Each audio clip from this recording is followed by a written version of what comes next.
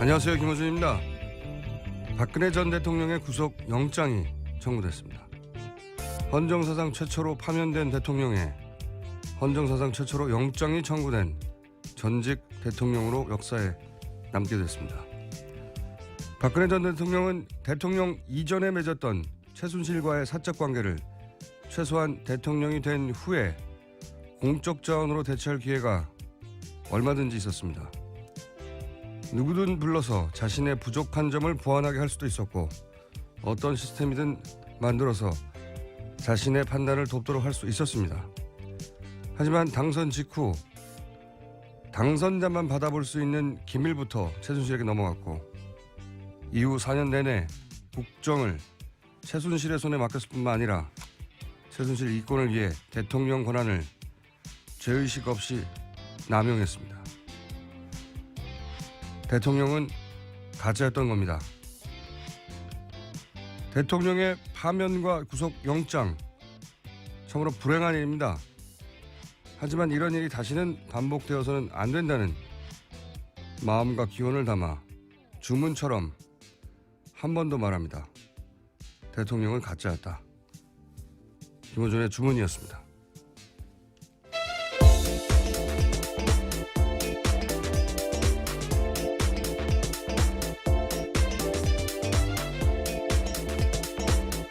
시사인의 김은지입니다. 자, 영장이 청구됐군요, 결국은. 네. 예. 제가 지난주부터 영장은 내주 초에 신청될 거라고 예언했지 않습니까? 네. 1득점 기록해 두시고. 자, 뉴스 전해주십시오. 네, 검찰이 어제 박 전 대통령에 대한 영장 청구했고요. 영장 실질 심사는 오는 목요일, 그러니까 30일 오전에 10시 반 열립니다. 10시 반, 30일. 그럼 31일 새벽에 결정이 되겠네요. 네, 조사 결과, 영장 청구 결과는요, 금요일 새벽 넘어서 나올 것으로 보입니다. 보통 이제 이렇게 중요 사안들은 다음날 새벽에 나오죠. 지난 이재용 부회장 예를 들어도 그렇고 아마도 뉴스를 진행할 즈음에 금요일 날 뉴스를 진행하기 직전쯤에 나오지 않을까 아침에. 예. 이번 주 금요일 결정됩니다.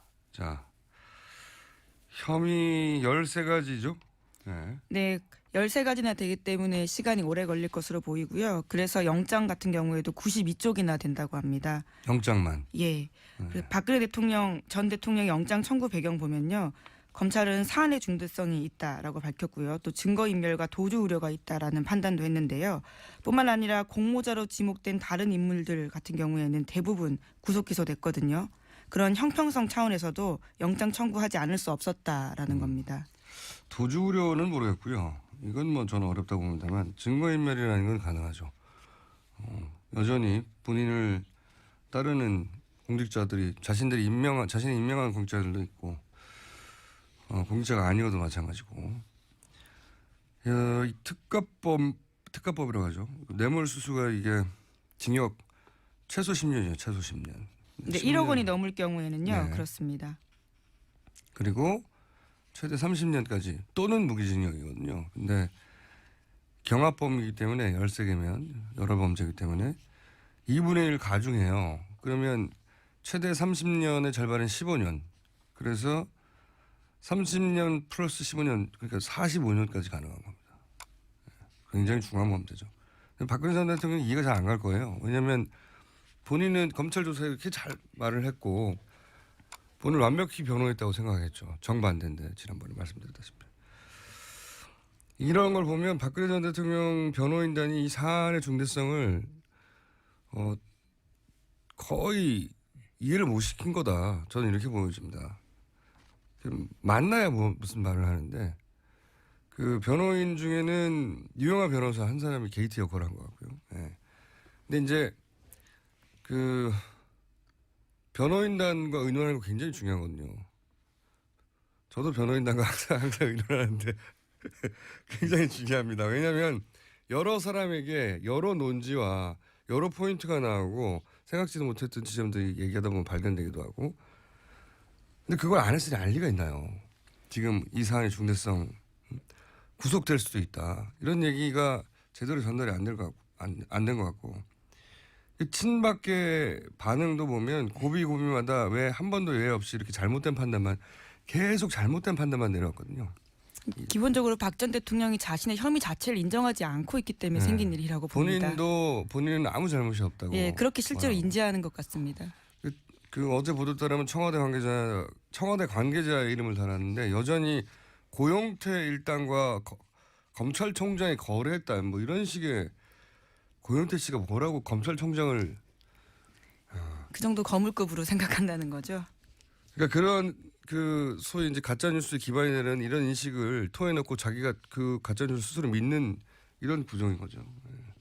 예. 윤상현 의원도 박근혜 대통령이 일전 한 푼 받지 않고 살았다고 하는데 당장 살고 있는 집부터 최태민 씨 아내 임선혜 씨가 구입해 줬다는 거 아닙니까? 네, 계약부터 구입까지 주도했다는 거죠. 앞뒤가 전혀 안 맞는 이런 인식을 하는 분들만 주변에 있고 그 한가운데 최순실 씨가 있었으니까 여기까지 온 겁니다.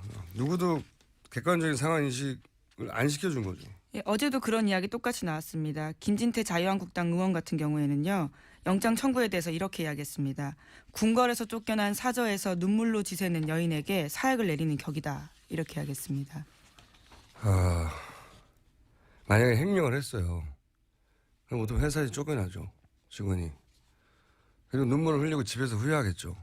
그런다고 죄가 없어지는 건 아니에요. 예. 그런 정도의 인식인 거죠. 예.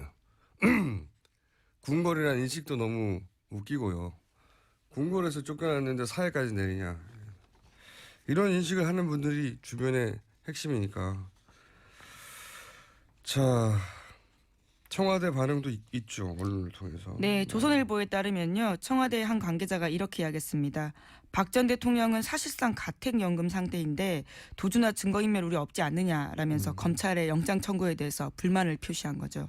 가택연금은 이제 정치적 박해를 받고 예를 들어 예, 김대중 전 전 대통령, 예. 김영삼 전 대통령 이런 근데 이 경우는 스스로 죄를 진 거거든요. 가택연금이 아니고 두문 불출하는 겁니다. 예, 안 나오시는 거죠. 예. 인식이 이런 거죠.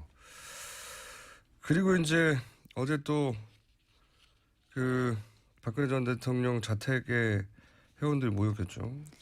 네, 낮부터 소식 전해지면서요. 박사모 온라인 카페에 집결하라 이런 글 올라와서 수백 명이 모였고요. 뿐만 아니라 그제에는 이런 일도 있었습니다. 박근혜 전 대통령 근해동산 회원 30명이요. 방문해서 이렇게 이야기했는데요. 대통령님 옥체를 보존하시고 꼭 황궁하세요. 라고 외치면서 눈물을 글썽였다고 합니다. 환궁하세요. 다시 대통령이 되라는 뜻이죠. 예, 궁궐, 황궁 다 비슷한 인식입니다. 저는 근데 재밌는 멘트긴 한데 구호인데 팬카페 구호인데 이 구호를 들으면 뭐가 생각나냐면 우선 그 개성공단 어제 저희가 잠깐 전해드린 개성공단을 그렇게 폐쇄한 이유가 통일 대통령이 돼서 대통령을 두 번째 할 거라고 하는 최순실 씨의 인식이 담긴 거라고 했잖아요. 근데 또 한편으로 저는 이걸 들으면 스포츠 토토가 생각이 나요. 앞으로 굉장히 큰 굵직한 건더기가 나올 거라고 생각하는 저는 개인적으로 그렇게 생각하는데 스포츠 토토. 잠깐 지난주에 얘기했지만 이게 판매소가 갑자기 3,000개가 늘었단 말이에요. 3,000개. 어마어마하게 늘어난 겁니다. 그러면서 2015년 수익이 100억대 수준이었는데 2016년 이 이익이 둘 다 이익입니다. 수익이 아니라 이익이 3,700억대로 늘어났어요. 어마어마하게 늘어났단 말이에요. 한 해 만에. 여기 이제 그 K토토를 통해 K토토가 이 사업자예요. 그러면 이 수익은 K토토가 가져가는 거죠. 그리고 여기다가 빙상단을 만들려고 그랬죠. 그리고 여기에다가 사람을 꽂았어요. 그리고 이제 그 눈에 보이는 이권, 뭐 스케이트날을 납품하는데 뭐 개입했다고 하는데, 근데 이 정도 이권을 위해서 스포츠 토토에 이렇게 자기 회사도 아닌데 당장은 K토토가 몇 천억을 벌게 해주고 몇천 개의 판매수를 늘린다 이게 말이 안 된단 말이죠. 그래서 이제 K토토를 빼버리고 최순실 라인이 이 스포츠 토토를 직영하려고 한 의혹이 분명히 있을 것이다. 네, 우병우 전 수석 같은 경우에도 그 혐의가 같이 조사받고 있습니다. 네. 그런데 그렇게 생각하면 왜 모든 대기업에 스포츠 단을 만들려고 했잖아요. 그 스포츠 단을 만들고 WK가 그 스포츠 단의 관리 계약을 맺으려고 했잖아요. 구조를 그렇게 짰어요. 엉뚱한 스포츠 단을 계속 만들거든요. 스포츠 단을 직접 만든다고 해서 그리고 관리 계약을 맺는다고 해서 떼돌아 버는 게 아니에요. 근데 가만히 생각해 보면 스포츠 토토 여기는 이권 동물이거든요. 사고방식 자체가 모든 사람이 이권을 보는데 스포츠 토토와 관련해 가장 큰 이권 그리고 여기는 불법 합법을 따지지 않으니까 블랙 마켓이 뭐냐? 전 세계적으로 그런데 승부 조작이에요 이게. 저는 그렇게 생각합니다. 최순실 씨 이걸로 바라보는 감정이입을 계속 바라보거든요. 여기서 무슨 돈을 벌까? 자신이 그 창설한 스포츠 단들 이 종목들 스포츠 토토에 종목이 넣는 겁니다. 자기 관할 안에 두고 지속적이고 대형 잭팟은 이 스포츠 토토의 승부 조작을 통해서 이권을 노렸을 개연성을 무시할 수 없다. 검찰 수사는 이 각도로 좁혀가면 뭔가 나온다는데 저는 1,000원을 과감하게 거는 바이고. 그리고 저는 이런 자금들을 모아 환궁을 생각했을 거라고 봅니다. 환궁. 개헌도 하고 최순실 씨는 박근혜 전 대통령을 대통령 한번 다시 시킬 생각이 있었던 것 같아요. 근데 실제로 통일 대통령이라고 하는 게 그런 의미죠. 뭐 꿈은 누가 못 꿉니까? 근데 자금이 필요하잖아요. 그런 구상이 있지 않고서 이런 일을 했을까? 스포츠 토토는 K토토라는 회사 사기업이거든요. 예. 근데 이 사기업이 스포츠 토토의 주인이 아니라 위탁 사업자예요. 이렇게 위탁을 뺏어버리면 되거든요. 그렇게 해서 본인들이 직영하며 그것으로 부족해서 사실은 큰 잭팟은 결국은 경마 다 그런 의혹들이 있는데 세계적으로 보면 특히 뭐 본인이 잘 갔던 유럽이나 이런 데 가면 스포츠 토토 그 가게들 엄청나게 많거든요. 일거리에. 그런 구상을 했을 수 있다. 저는 생각하고 검찰 수사를 기다리는 바입니다. 이 각도에서 한번 접근해 보시라고. 네, 지난주 21일에 아직 검찰이 고발인만 조사했고요. 더 이상 아직 보도가 나온 건 없습니다. 안타까워요. 건더기가 큽니다. 제가 보기에는. 자, 다음 수는요. 네, 세월호가 오는 31일 오전 목포 신항에 도착하게 됩니다. 세월호 미수습자 9명에 대해서는요. 이후에 선내 수석 작업을 다음 달 10일 정도에 시작한다라고 밝혔습니다. 목포에 언제 도착한다고요? 예, 오는 31일인데요. 금요일입니다. 아, 이거 박근혜 전 대통령 구속이 결정되는 날입니다. 굉장히 상징적인 날이네요. 예.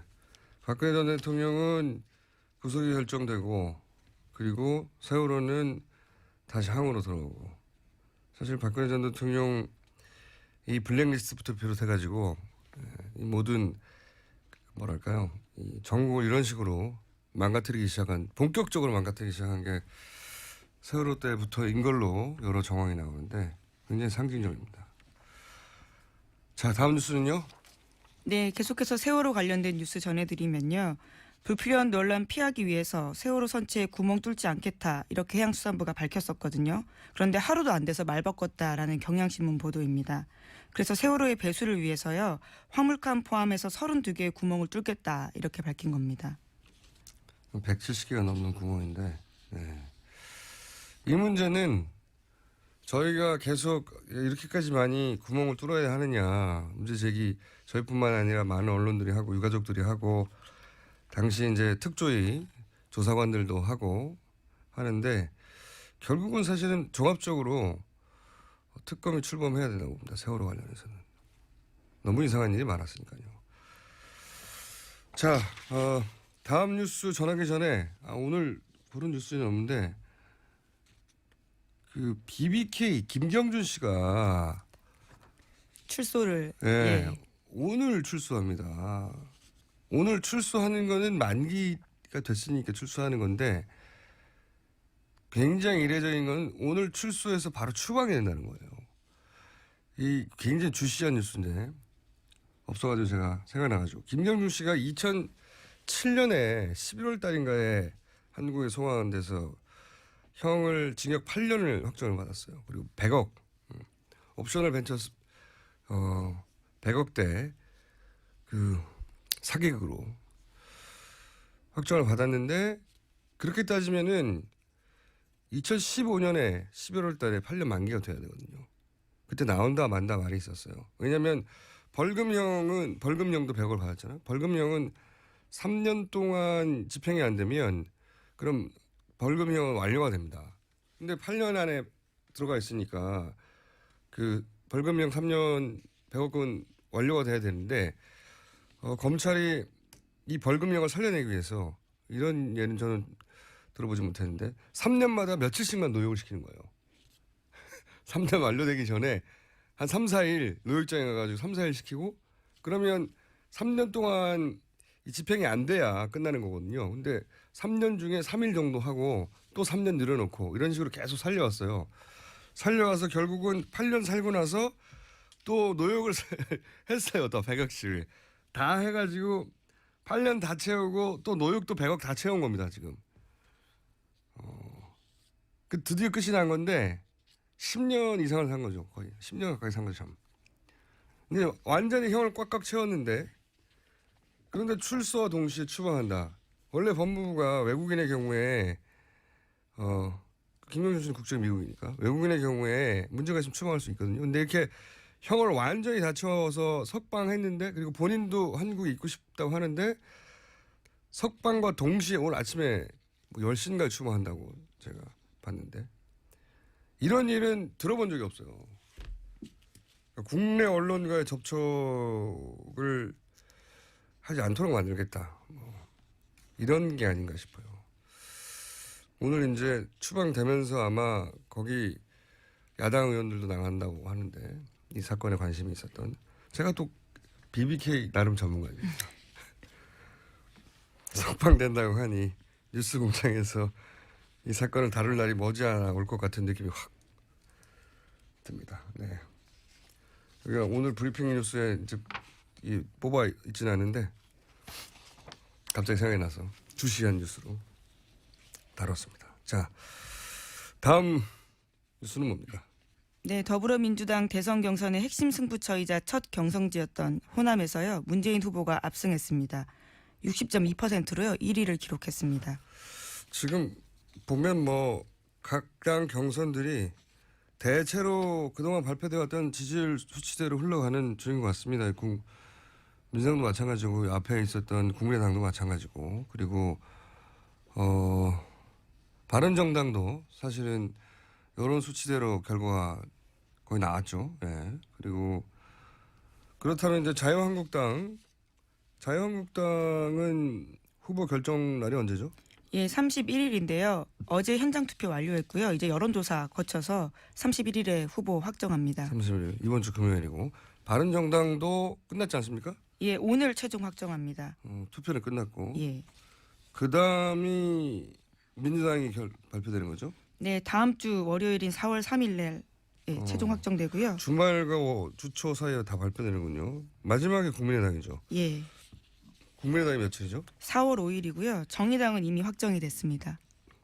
그러면 다음 주 수요일까지는 모든 후보가 확정이 되는군요. 네, 대진표가 짜여진다고 볼 수 있는 거죠. 그렇군요. 얼마 안 남았군요. 이제 정말. 사실상 이번 주에 확정이 될 것으로 보입니다. 그렇죠. 뭐 국내 당도 역전하기는 다른 후보들이 사실 어려운 상황인 것 같고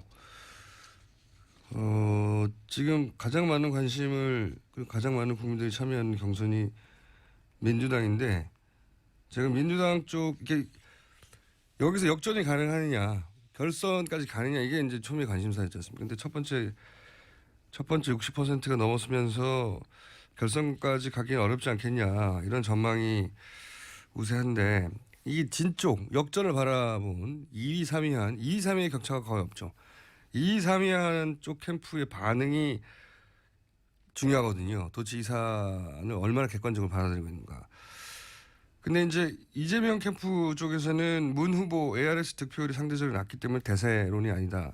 이런 식으로 이건 제가 보기엔 객관적이지 못해요. 왜냐하면 ARS하고 현장하고 득표차가 거의 없거든요. 1% 정도인데 이 역전하려면 분석부터 객관적이어야 되는데 이게 객관적이지 못하다. 이래가지고 역전하겠나 이런 생각 하나 하고 안희정 캠프 쪽은 조금 더 덜 객관적이에요. 안전캠프 총괄 실장 이철희 의원인데 안철수 지지층이 민주당 경선에 유입돼서 문재인을 역선택했다 이렇게 분석했단 말이죠. 이 분석으로 역전이 가능하겠나? 사실 경선을 할 때 모든 그 당이 바라는 건 치열해서 결과를 예측하기 힘들 상황을 바라는 건데 2위, 3위 캠프가 선거 때문에 약간 다들 자기 앞만 바라보긴 하지만 객관적이지 못합니다. 이래서 어렵습니다. 분발을 당부하며 뉴스 끝입니까? 네. 네, 준비된 뉴스는 끝이네요. 네. 여기까지 하겠습니다. 시사인의 김은지였습니다. 감사합니다. 형평성 차원에서도 영장 청구하지 않을 수 없었다라는 겁니다. 도주 우려는 모르겠고요. 이건 뭐 저는 어렵다고 봅니다만 증거인멸이라는 건 가능하죠. 여전히 본인을 따르는 공직자들이 자신이 임명한 공직자들도 있고 공직자가 아니어도 마찬가지고 이 특가법이라고 하죠. 뇌물수수가 이게 징역 최소 10년이에요. 최소 10년. 네, 1억 원이 넘을 경우에는요. 네. 그렇습니다. 그리고 최대 30년까지 또는 무기징역이거든요. 근데 경합범이기 때문에 13개면 여러 범죄이기 때문에 2분의 1 가중해요. 그러면 최대 30년의 절반은 15년. 그래서 30년 플러스 15년 그러니까 45년까지 가능한 겁니다. 굉장히 중요한 범죄죠. 박근혜 전 대통령이 이해가 잘 안 갈 거예요. 왜냐하면 본인은 검찰 조사에 이렇게 잘 말을 했고 본인을 완벽히 변호했다고 생각했죠. 정반대인데 지난번에 말씀드렸다시피. 이런 걸 보면 박근혜 전 대통령 변호인단이 이 사안의 중대성을 거의 이해를 못 시킨 거다. 저는 이렇게 보여집니다. 만나야 무슨 말을 하는데 그 변호인 중에는 유영하 변호사 한 사람이 게이트 역할을 한 것 같고요. 네. 근데 이제 그 변호인단과 의논하는 거 굉장히 중요하거든요. 저도 변호인단과 항상 의논하는데 굉장히 중요합니다. 왜냐하면 여러 사람에게 여러 논지와 여러 포인트가 나오고 생각지도 못했던 지점들이 얘기하다 보면 발견되기도 하고 근데 그걸 안 했으니 알리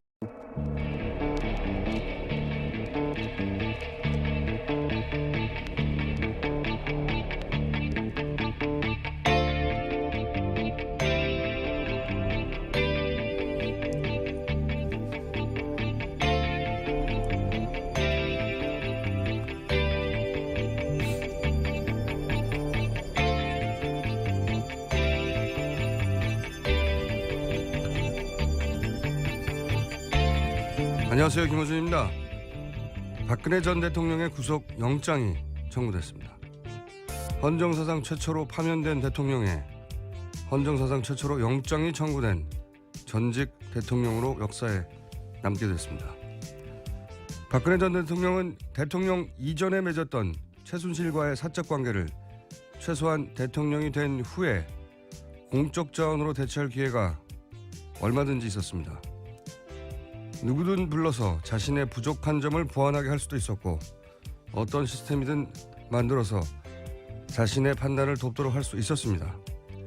하지만 당선 직후 당선자만 받아볼 수 있는 기밀부터 최순실에게 넘어갔고 이후 4년 내내 국정을 최순실의 손에 맡겼을 뿐만 아니라 최순실 이권을 위해 대통령 권한을 죄의식 없이 남용했습니다. 대통령은 가짜였던 겁니다. 대통령의 파면과 구속 영장 참으로 불행한 일입니다. 하지만 이런 일이 다시는 반복되어서는 안 된다는 마음과 기원을 담아 주문처럼 한 번 더 말합니다. 대통령은 가짜였다. 김호준의 주문이었습니다.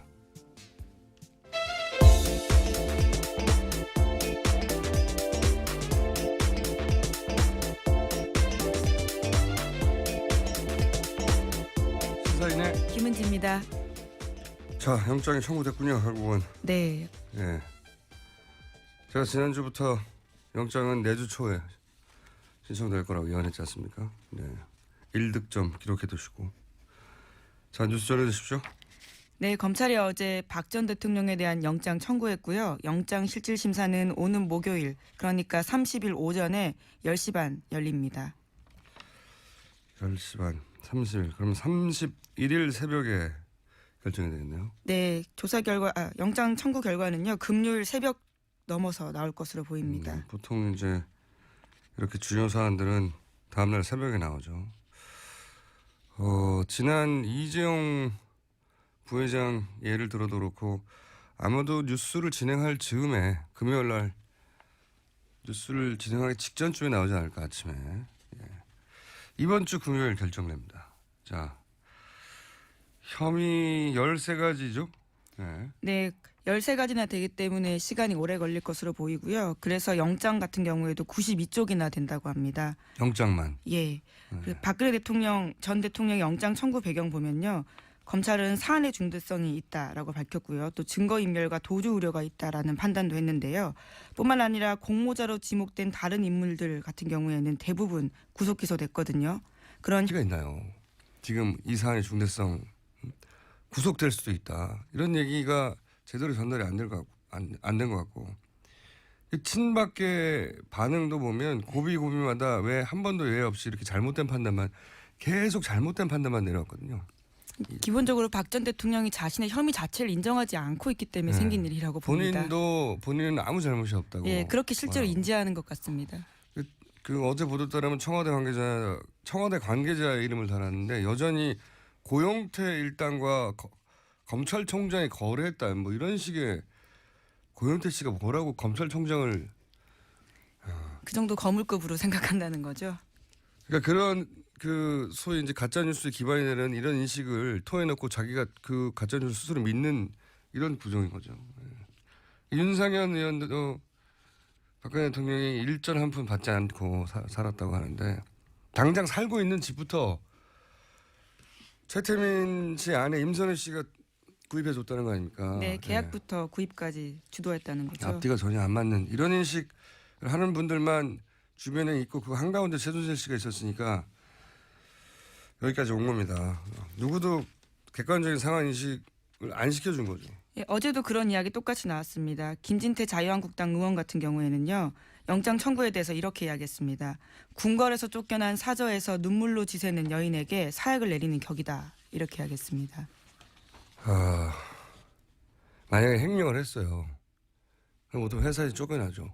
직원이. 그리고 눈물을 흘리고 집에서 후회하겠죠. 그런다고 죄가 없어지는 건 아니에요. 예. 그런 정도의 인식인 거죠. 예. 궁궐이라는 인식도 너무 웃기고요. 궁궐에서 쫓겨났는데 사회까지 내리냐. 이런 인식을 하는 분들이 주변의 핵심이니까. 자, 청와대 반응도 있죠. 언론을 통해서. 네, 조선일보에 따르면요. 청와대 한 관계자가 이렇게 이야기했습니다. 박 전 대통령은 사실상 가택연금 상태인데 도주나 증거인멸 우려 없지 않느냐라면서 검찰의 영장 청구에 대해서 불만을 표시한 거죠.